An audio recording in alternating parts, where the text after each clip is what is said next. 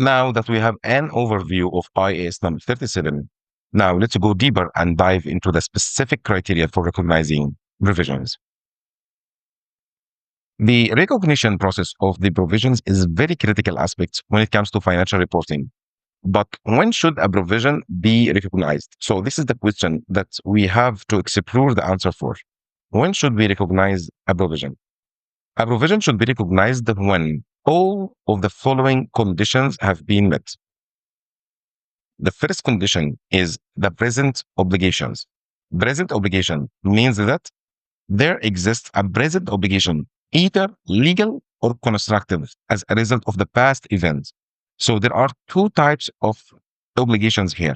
Legal obligation, which means that it is based on contractual arrangement, and constructive obligation, which is based on the practices that the company built in with their customer. So this is not legal obligation, but based on the practices. So this is a constructive obligation. So whatever type of obligation, whether is legal or constructive, that this obligation must be as a result of past events. Let's take an example. If you have a customer and you signed a contract with the customer to provide services 1 year back, but you didn't provide the services on time, so the customer is going to raise a legal case against your company. So ask yourself, is there an obligation here in this type of arrangement? Of course, there is, and the type of the obligation is legal.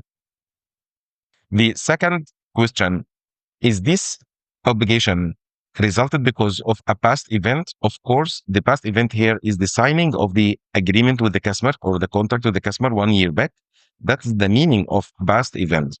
So in brief, the first condition in order to recognize a provision, that the obligation must be present as of today, and this obligation as a resulted from past event. And there are two types of obligation, which are legal or constructive. Both are acceptable as per IAS number 37. The second condition in order to recognize provision is outflow of resources. An outflow of resources is probable to settle the obligation, meaning that there is a most likely probability, most likely event that the company is going to pay cash in order to settle this obligation in future. And it's not necessary to be cash, by the way. It might be transfer of economic resources other than cash in order to settle this obligation in future. The most important word here, that it is highly likely that there will be outflow of resources. And as I said before, that it's not necessary to be cash. It might be any type of economic resources that the company is going to transfer in order to settle this obligation.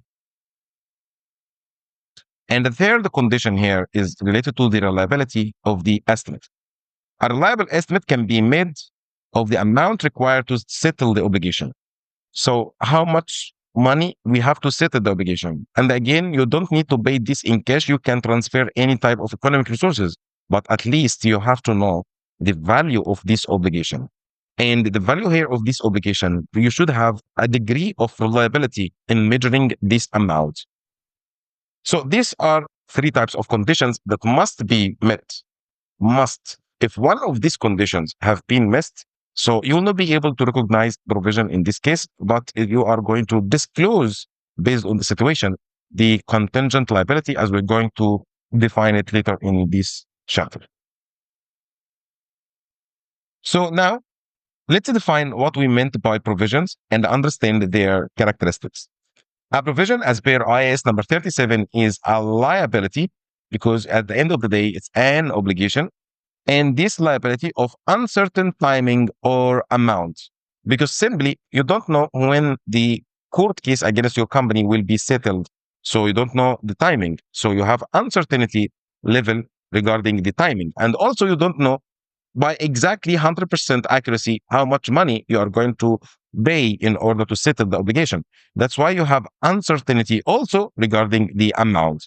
So the two words here that are very important, that you have uncertainty regarding the timing and regarding the amount. And at the end of the day, as we explained before, provision means obligation, obligation means liability. So the characteristics here of the provision as we explained before, number one, legal or constructive obligation. Because provisions arise from legal or constructive obligation, which are commitments that an entity has no realistic ability to avoid. So it's commitment, whether it is legal or constructive, based on the practices that the company developed over the years with the customers. So the company here don't have any window to avoid this type of obligations. Number two, which is the past event. As explained before, the obligation stems from a past event, such as a contract, such as agreement that have been signed with a customer, that have been creating a valid expectation on both parties. The third condition here, which is related to the outflow of resources, mean that the company is going to settle this obligation in the future, and this settlement will result in outflow of resources in order to settle the obligation. So, what are the criteria for identifying a liability? i.e., how do you identify a liability as a provision? And the first one is timing of recognition. A provision should be recognized when there is a present obligation. So look at the word, it's a present obligation, not possible obligation, which means that the obligation is present at the current days. It's not possible. It's not depending on something else that will happen or not happen in future. It is present. As of today, it's present. And this present obligation results in a past or results from a past event. And it is probable that highly likely the company is going to do an outflow of resources in order to settle the obligation. Number two, reliability of estimates. The amount recognized as a provision should be the best estimate of the expenditures required to settle the present obligation at the end of the reporting period. And finally, adjustments and the changes, which mean that if new information changes the amount initially recognized or even the timing, the adjustments must be made. These adjustments are recognized in the period when they become known, meaning that if you recognize a provision 2 years back and the new information had been shown up today, this year, and still you didn't settle this obligation, so you have to do all of the adjustments in the current year and don't go back. So there is no retrospective adjustment. Don't go back to the time that you initially recognized the provision, simply because this information shown up today and you have to account for all of the changes in the current reporting period and in future, which means that you are accounting for this prospectively. So ask yourself, did you get this word before? Prospective adjustment? Search for all of the accounting standards that we have explained so far in this course. You will find that the word prospective application, we discussed this word in the chapter related to IAS number 8. IAS number 8 is related to changes in accounting policies, changes in accounting estimates, and the correction of prior period error. And we agreed that when it comes to changes in accounting estimates, this is because new information shown up in the current reporting period, which was not available in the previous reporting period. And because of this new information, you have to account for this prospectively, meaning that you have to account for the current reporting period and in future reporting periods as well.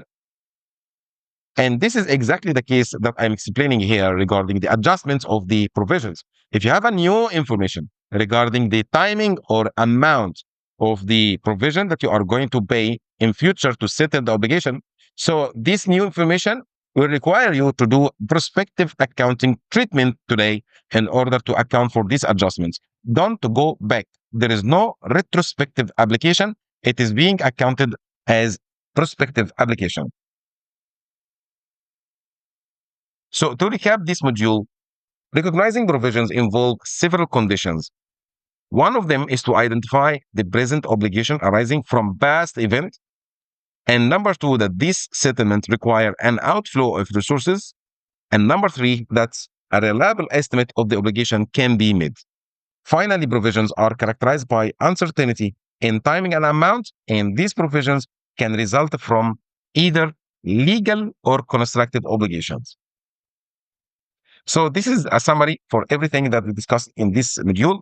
In the next sections, we are going to explore the methods for measuring the provisions and understanding how to initially recognize the provision and what should we do subsequently when it comes to the measurement of the provisions. Let's continue our journey through IAS number 37. See you in the next video.